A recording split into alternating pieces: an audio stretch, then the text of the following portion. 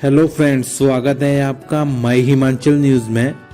हिमाचल प्रदेश तथा अन्य प्रमुख खबरों के लिए माई हिमाचल न्यूज़ चैनल को सब्सक्राइब कर लें। इसके साथ लगे बेल आइकन को भी दबा दें ताकि हिमाचल की आने वाली हर खबरें सीधी आप तक पहुंचती रहे। तो चलिए सबसे पहले कोरोना वायरस पे बात कर लेते हैं। तो हिमाचल में आज 35 नए मामले सामने आए हैं, 103 हुए हैं ठीक, 2 की गई है जान। हिमाचल प्रदेश में कोरोना का कहर धीरे धीरे कम होता जा रहा है। सोमवार को 35 नए मामले सामने आए हैं। हालांकि आज 2 कोरोना संक्रमितों की मौत जरूर हुई है।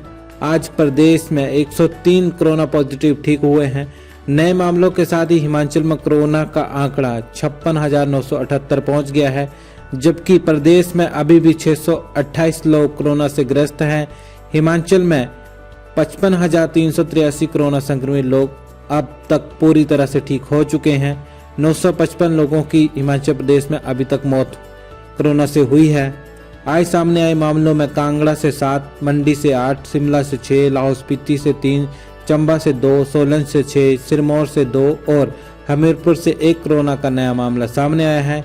वहीं आज ठीक होने वालों में सिरमौर जिला से 25, शिमला से 12, कांगड़ा से 33, हमीरपुर से 8, चंबा से 5, बिलासपुर से 4 हैं, कुल्लू से 4 हैं, मंडी से भी 4 हैं, सोलन से 5 हैं और ऊना से 3 मामले हैं। कोरोना वैक्सीन पर राजनीति ना करें विरोधी, जयराम ठाकुर। मुख्यमंत्री जयराम ठाकुर ने कहा है कि कोरोना वैक्सीन को लेकर विरोधियों को राजनीति नहीं करनी चाहिए। उन्होंने कहा कि देश के वैज्ञानिकों ने दिन रात मेहनत करके दवा को तैयार किया है, ऐसे में इस पर राजनीति नहीं होनी चाहिए। मुख्यमंत्री यहां मीडिया से अनौपचारिक बातचीत कर रहे थे। उन्होंने कहा कि आने वाले समय में भारत दूसरे देशों को भी वैक्सीन उपलब्ध करवाने की स्थिति में होगा। उन्होंने उम्मीद जताई है कि वर्ष 2021 में कोरोना का खात्मा हो जाएगा।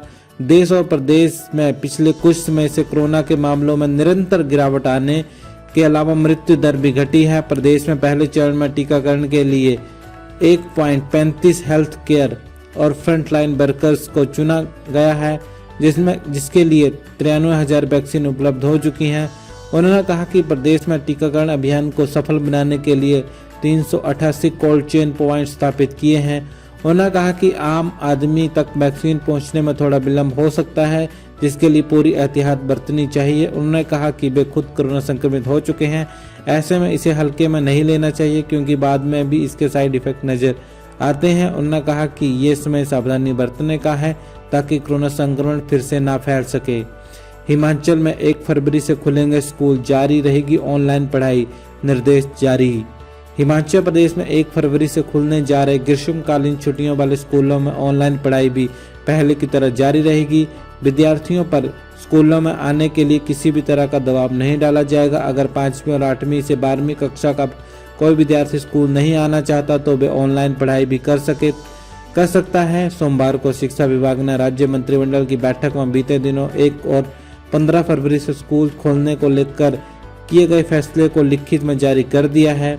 इसके अलावा इंजीनियरिंग, पॉलिटेक्निक और ITI में भी 1 फरवरी से नियमित कक्षाएं शुरू करने और 8 फरवरी से डिग्री कॉलेजों में नियमित कक्षाएं लगाने के निर्देश भी जारी कर दिए गए हैं। शिक्षा सचिव की ओर से जारी पत्र में बताया गया है कि 27 जनवरी से ग्रीष्मकालीन स्कूलों में शिक्षकों को बुलाया गया है। शिक्षक स्कूलों में बच्चों के आने से पहले परिसरों में सैनिटाइजेशन का काम करवाएंगे और शिक्षण कार्य शुरू करने की व्यवस्था करेंगे। शिक्षा सचिव ने बताया कि शीतकालीन अवकाश समाप्त होने के बाद 8 फरवरी से प्रदेश के सभी डिग्री कॉलेजों में SOP का पालन करते हुए नियमित कक्षाएं लगना शुरू हो जाएंगी।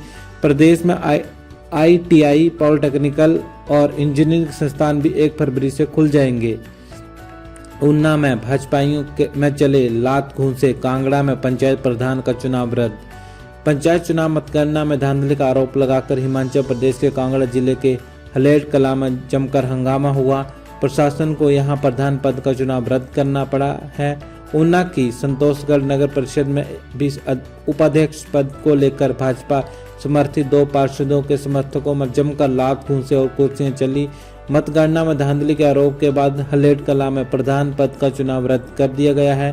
3 बार मतगणना के बाद भी यहां नतीजा घोषित नहीं किया जा सका। अंतिम मतगणना के अनुसार प्रत्याशी अरुण कुमार को 577 और राज्यपाल को 578 मत मिले थे। अरुण कुमार के सैकड़ों समर्थकों ने मतगणना केंद्र में तैनात ARO पर पक्षपात और एक बड़ी राजनीतिक पार्टी के रिश्तेदार होने का आरोप लगाया है। विरोध जताते हुए समर्थकों ने चक्का जाम कर केंद्र के बाहर हेराफेरी नहीं चलेगी के नारे लगाने शुरू कर दिए। विवाद सुलझाने के लिए SDM कांगड़ा खुद मौके पर पहुंचे और प्रत्याशी की अपनी समीक्षा की। इसके बाद उन्होंने खंड विकास अधिकारी को नतीजा घोषित करने के लिए अधिकृत किया। इसी बीच ग्रामीणों ने विरोध से स्थिति तनावपूर्ण होते देख अतिरिक्त पुलिस बल भी बुलाया लिया गया। DSP सुनील राणा और पुलिस थाना प्रभारी भी मौके पर पहुंचे, लेकिन भारी विरोध के बाद SDM अभिषेक वर्मा ने चुनाव को रद्द करने का ऐलान कर दिया। अब यहाँ 21 जनवरी को दोबारा चुनाव होने की उम्मीद है। चंबा की 24 साल की रीना बनी सरपंच, बिलासपुर की 22 वर्षीय जागृति भी बनी युवा प्रधान। इस बार के पंचायती राज चुनावों में पहले चरण के चुनाव में कई शिक्षित व युवा उम्मीदवारों को जीत हासिल हुई है। एक ऐसी ही जिला चंबा की ग्राम पंचायत सिला घाट की 24 साल की रीना ने पहले चरण में हुए मतदान के दौरान अपनी ग्राम पंचायत से प्रधान पद के लिए जीत हासिल कर ली है। उन्होंने अपने प्रतिनिधि को 59 मतों के अंतर से हराया है। बता दें रीना B.Ed कर चुकी हैं। वे समाज में कुछ बदलाव लाना चाहती हैं, इसलिए उन्होंने प्रधान पद के लिए चुनाव लड़ने का फैसला लिया और उन्हें जीत भी हासिल हुई। अपनी इस जीत के कारण वे प्रदेश में चर्चा में है। उधर जिला बिलासपुर की साई खरसी पंचायत से जागृति शर्मा भी सबसे युवा प्रधान बनी है। हिमाचल में 4,921 विदेशी परिंदों की बर्ड फ्लू से हुई है मौत। हिमाचल में बर्ड फ्लू में एक माह में मरने वाले परिंदों की संख्या 5,000 पार कर चुकी है। प्रदेश भर में अभी तक कुल 4,921 विभिन्न विदेशी परिंदे बर्ड फ्लू के कारण मरे हैं।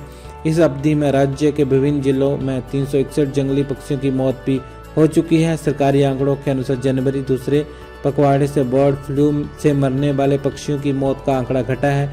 बर्ड फ्लू से पक्षियों के मरने का जो आंकड़ा 3/2 तक पहुंच गया था, वे जनवरी दूसरे पखवाड़े में 2.5 तक पहुंच गया है। पंचायती राज मंत्री वीरेंद्र कंवर ने कहा कि जन स्वास्थ्य को ध्यान में रखते हुए प्रदेश सरकार ने बाहरी राज्यों से आने वाले मुर्गी और मुर्गी उत्पादों के परिवहन पर अस्थायी रूप से लगाई रोक 1 सप्ताह के लिए बढ़ा दी है। प्रदेश में प्रवासी पक्षियों की मृत्यु दर में लगातार गिरावट दर्ज की जा रही है। लगातार बढ़ रहा है राजकोषीय घाटा, लोकतंत्र के लिए खतरे की घंटी। राणा आर्थिक कंगाली के दौर में पहुंच चुके देश में सरकार के कुप्रबंध के कारण वर्ष 2021 की शुरुआत में रेवेन्यू डेफिसिट व फिजिकल डेफिसिट पाताल में समाता लग रहा है। ये बात राज्य कांग्रेस उपाध्यक्ष व विधायक राजेंद्र राणा ने यहां जारी प्रेस बयान में कही है।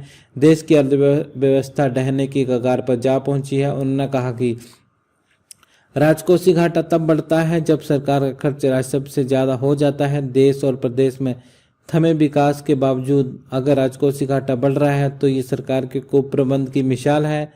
चारों ओर ठहरी आर्थिक गतिविधि सरकार के कुप्रबंध के जनाजे को चीख कर बयान कर रही है। आम आदमी की तेजी से घट रही आमदन पर खर्चों का भार निरंतर बढ़ रहा है। देश की चरमराती अर्थव्यवस्था के बीच आत्मनिर्भर भारत का नारा सिर्फ नारा बनकर रह गया है। आम आदमी के खर्चे तेजी से बढ़ रहे हैं और आमदन निरंतर घट रही है। देश में चारों ओर फैली बेरोजगारी के कारण आम आदमी अस्त व्यस्त परेशान है। आर्थिक मंदी के दौर में पहुंचे कारोबारी लोग आयात शुल्क एवं अन्य अप्रत्यक्ष करों के भारी इजाफे के कारण हाल बेहाल है। तो फ्रेंड्स, वीडियो को लाइक कर दें, चैनल को सब्सक्राइब कर दें, उसके साथ लगे बेल आइकन को भी प्रेस कर दें ताकि हिमाचल की खबरें आपको मिलती रहें सीधी। तो चलिए इसी के साथ जय हिंद, जय हिमाचल।